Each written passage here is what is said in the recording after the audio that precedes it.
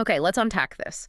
Today we're diving deep into Snow Melts in Spring by Deborah Vogts. You've brought us this really fascinating narrative, and our mission here isn't just retelling the story, right?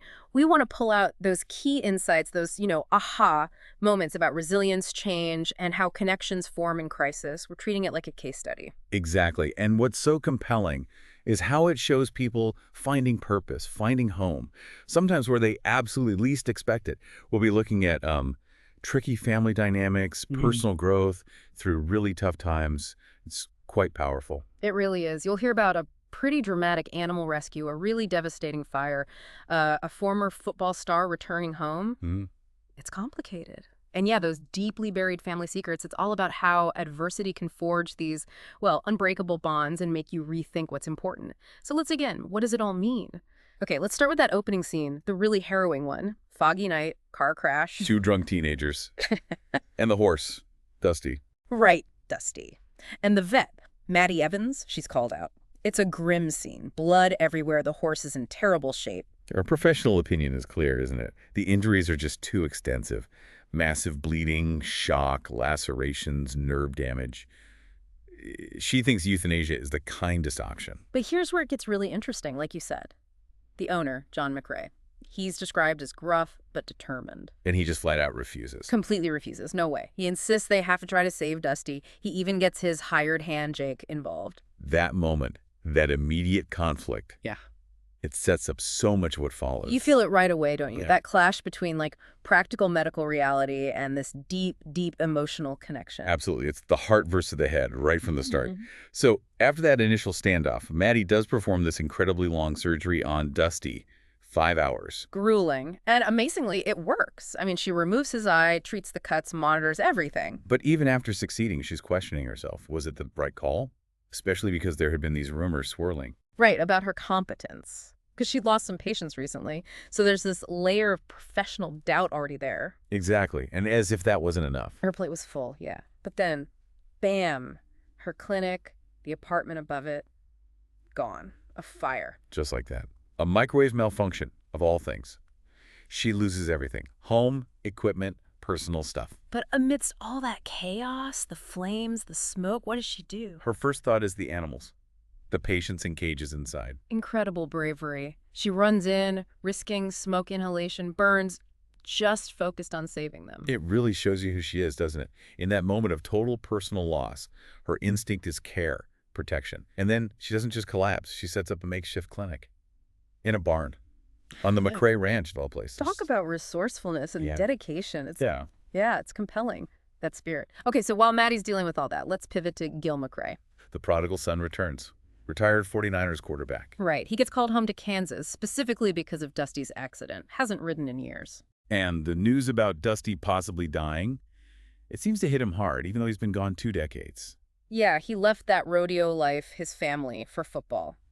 And the book says he didn't regret it initially, but now, retirement's looming and things are surfacing. And you see the tension immediately, especially with his father, John. Oh, yeah. It's palpable. John criticizes him for being absent during his heart attack, his lifestyle. And Gil resents his dad for, well, what he sees as a lack of interest in his football career. That feeling of not being supported. It's classic stuff, isn't it? Old hurts, miscommunications. Yeah, then there's the deeper layer. The unspoken thing. His younger brother, Frank. Who died in a drunk driving accident, Huh? and the connection to Mattie's sister, Jenna. That's the ghost haunting him. It shapes everything, his view of the past, his relationships, his return. So Gil's return isn't just about a horse. It's a collision course with his past. He's grappling with leaving football, the fame. Which he seems overwhelmed by, right? Can't even eat in peace at the local cafe without autograph requests. Yeah, it's this huge turning point for him. And he starts working on the family ranch, the Lightning M, which is kind of run down. And finds something there. Solace. Purpose. Even while navigating all that difficult family stuff. And it's fascinating how Dusty's healing journey kind of mirrors the emotional healing happening or needing to happen with Gil and Mattie. Dusty's recovery is tough. Ulcers, constant care needed. Mattie's pouring everything into it despite her own situation. Yeah. Setting up that round-the-clock care. And Gil steps up, surprisingly. He visits Dusty, talks to him, encourages him. Right. And Mattie actually notes that Gil's presence that adding love to the equation is what helps Dusty finally stand up again. That shared focus on Dusty. It starts to melt the ice between them, doesn't it? Their initial interactions were pretty prickly. Definitely. They start working together on ranch chores, dealing with difficult bulls, fixing fences, even talking about Mattie's clinic setup. That practical shared work builds something real, a foundation. And you see this shift in Gil, too. He starts thinking about her needs, not just his own situation or Dusty's. Like getting her supplies for the makeshift clinic. A computer, a fridge. Yeah, even a coffee pot. Small things, but significant. Their banter gets warmer. You see respect growing, maybe. Attraction. It raises that question, doesn't it? How does just working together towards something, that shared purpose, build such unexpected bonds? It strips away the pretenses, I think. You see the person underneath. But just as things seem to be warming up, there's that ticking time bomb, the secret. The connection between Gil, Mattie's sister Jenna, and his brother Frank's death. You see Gil wrestling with it. He knows he needs to tell Mattie. He even tries, right? On that plane ride? Yeah, but gets interrupted. Yeah. Classic dramatic timing. But it highlights the weight of unspoken truths. And how they can just poison things, even if you're trying to move forward. Then it all blows up. At a family wedding, of all places. Jenna, she just drops the bomb. Cruelly. Exposes the whole past connection. And Jenna has her own motives, too, right? Wants to buy the McCray land for some tax break. Adds another layer of dysfunction. Oh, definitely. So Mattie's left heartbroken, confused. It's a devastating moment.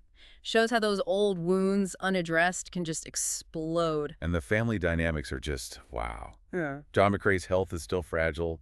More heart attacks. Mattie's fiercely defensive of John and the ranch, calling it sacred ground. While Gil is caught in this tug of war, his dream of a California ranch versus this growing pull towards Kansas, towards Mattie, towards home, maybe. It's a real emotional battlefield for everyone. But out of that chaos, Gil really starts to change.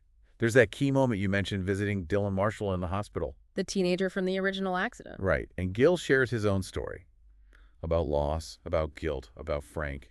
He encourages Dylan, but it seems to profoundly impact Gil himself. It's like in offering forgiveness or understanding to Dylan, he finds a path to it for himself. Exactly. It seems to unlock something. He finally confronts his own guilt. Yeah. And that leads him to reconcile with his father. Actually admitting his own pride, his need for approval, kept them apart. That's huge. It is. And it solidifies his decision. He lets go of the California dream. He's staying. He's committing to the Lightning M, to Kansas, to this newfound peace.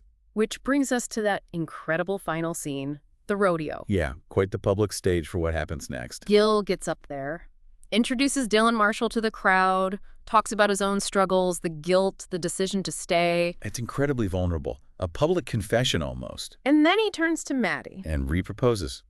Right there. Makes it crystal clear. His future is here. In the Flint Hills. With her. With the ranch. And the crowd's reaction, Mattie's reaction? Wow. She's stunned, right?